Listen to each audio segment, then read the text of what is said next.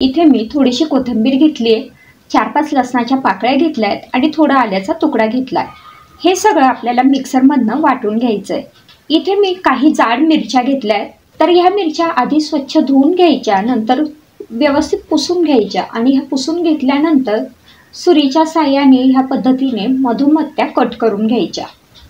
आता ह्या कट करून झाल्यानंतर ह्यातल्या ज्या बिया आहेत त्या आपण काढून घेऊ शकतो, नाही काढल्या तरी सुद्धा चालेल. तर इथे मी ह्या सगळ्या मिरच्या व्यवस्थित कट करून घेतल्या आहेत, त्यातल्या बिया काढून घेतलेल्या आहेत आणि आता ह्या मिरच्यांमध्ये आपल्याला मीठ भरून घ्यायचं आहे. तर अगदी चिमूटभर मीठ मी इथे व्हिडिओमध्ये दाखवते त्या पद्धतीने ह्या मिरच्यांमध्ये भरून घ्यायचं, म्हणजेच या मिरच्यांना हे मीठ लावून घ्यायचं आहे.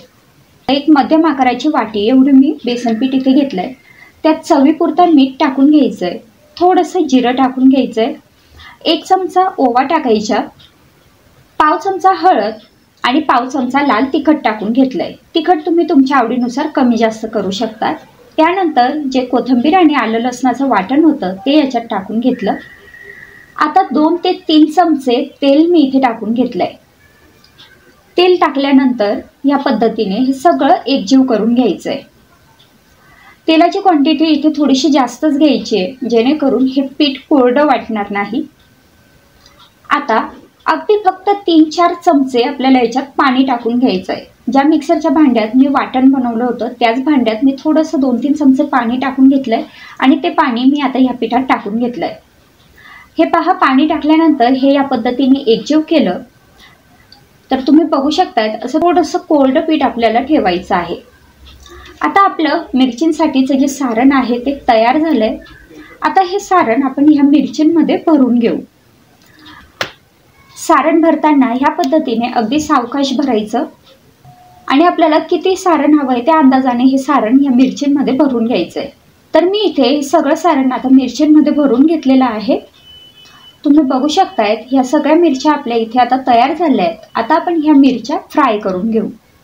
ह्या मिरच्या फ्राय करण्यासाठी तव्यावरती मी 1 ते 2 चमचे तेल घेतलं आहे.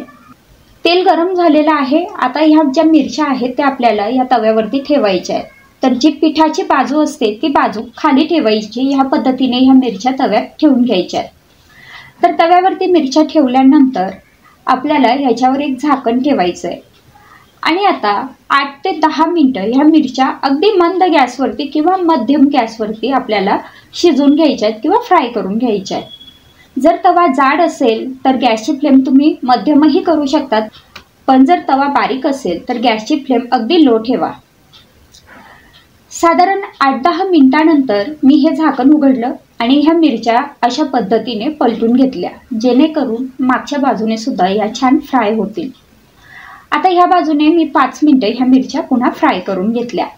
तर अशा पद्धतीने ह्या आपल्या अस्सल खानदेशी चवीच्या भरल्या मिरच्या किंवा पीठ भरून मिरची इथे तयार झाली आहे. ही मिरची खाताना थोडीशी कुस्करायची आणि वरून तेल टाकून खायची, खूप छान लागते. आधी आपण मसाला तयार करून घेऊ. तर त्यासाठी इथे मी एका बाउलमध्ये 1 चमचा धनेपूड घेतली आहे. त्यात 1 चमचा मी लाल तिखट टाकून घेतलं आहे, काश्मीरी लाल तिखट आहे. पाव चमचा मी इथे हळद टाकून घेतली आहे. चवीपुरतं याच्यात मीठ टाकून घ्यायचं आहे आणि थोडंसं याच्यात गरम मसाला टाकून घ्यायचा आहे. मी इथे घरचं लाल तिखट टाकून घेतलं आहे. आता याच्यात अगदी थोडंसं, म्हणजेच आपला पोहे खाण्याचा जो चमचा असतो त्या अंदाजाने 2 चमचे पाणी टाकायचं आहे आणि हे जे सगळे मसाले आहेत ते एकजीव करून घ्यायचे आहेत. तुम्ही इथे बघू शकतात या मसाल्याची आपल्याला ह्याप्रमाणे घट्ट अशी पेस्ट बनवून घ्यायची आहे. तर इथे ही पेस्ट आता तयार झालेली आहे. आता आपण बघू पुढची प्रोसेस. तर इथे मी एक मोठं भरताचं वांगं घेतलं आहे. वांगं स्वच्छ धुवून घ्यायचं. त्यानंतर आपल्याला या वांग्याचे जाडसर असे काप करून घ्यायचे आहेत. तर सगळ्यात आधी तर मी हे देठ काढून टाकते. त्यानंतर तुम्ही बघू शकतात ह्याप्रमाणे थोडेसे जाडसर असे आपल्याला वांग्याचे काप करून घ्यायचे आहेत. तर वांग्याचे मी इथे काप तयार करून घेतलेत. आता आपण जो मसाला तयार करून घेतला आहे तो आपल्याला या वांग्यांना लावून घ्यायचा आहे. तर मसाला आपण ओलाच बनवला आहे, त्यामुळे तो सहज या वांग्यांना व्यवस्थित लागतो। याप्रमाणे मी या सगळ्या कापांना आता मसाला लावून घेतलेला आहे। तर उरलेल्या थोड्या मसाल्यात मी कोथिंबीर टाकली होती आणि कोथिंबीरवाला मसाला पण मी 2-3 कापांना लावून घेतला आहे, तर तुम्ही त्याच्यात कोथिंबीर पण ॲड करू शकता। आता एका बाउलमध्ये मी थोडासा रवा घेतला आहे, साधारण 1 वाटी एवढा हा रवा आहे आणि ह्या रव्यात पण मी थोडं मीठ टाकून घेतलं आहे। आता हे मीठ रव्यात व्यवस्थित आपल्याला मिक्स करून घ्यायचं आहे। आता आपण जे मसाला लावून घेतलेले वांग्याचे काप आहे ते या रव्यात ह्याप्रमाणे बुडवून घ्यायचे आहेत, जेणेकरून हा रवा या वांग्याच्या कापाला व्यवस्थित लागेल।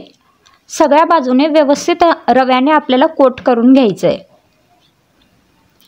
अशा पद्धतीने हा मी रवा इथे वांग्यांना लावून घेतलेला आहे।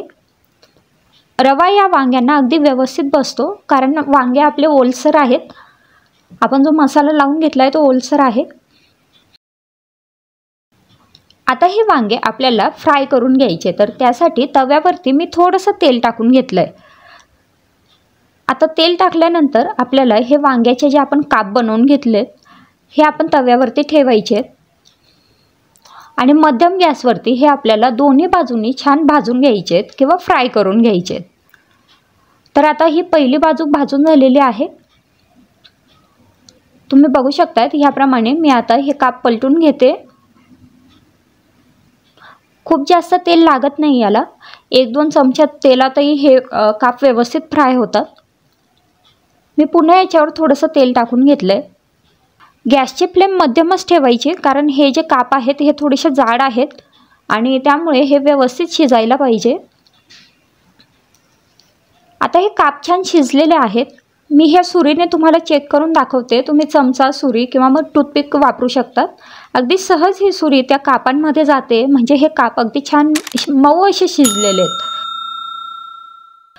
वरती छान क्रिस्पी आहेत, आतमध्ये मऊ आहेत, असे हे आपले वांग्याचे काप इथे तयार झालेत।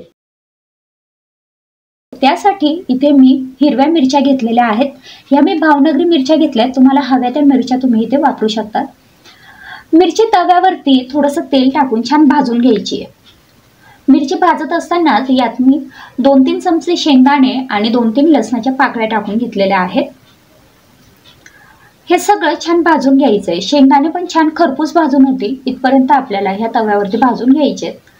हे सगळे जिन्नस भाजून झालेले आहेत, त्यात थोडीशी कोथिंबीर टाकून घेतली आहे आणि त्यानंतर मिक्सरमधनं हे वाटून घेतलं आहे। तुम्हाला हवं तर तुम्ही ठेचूनही घेऊ शकता।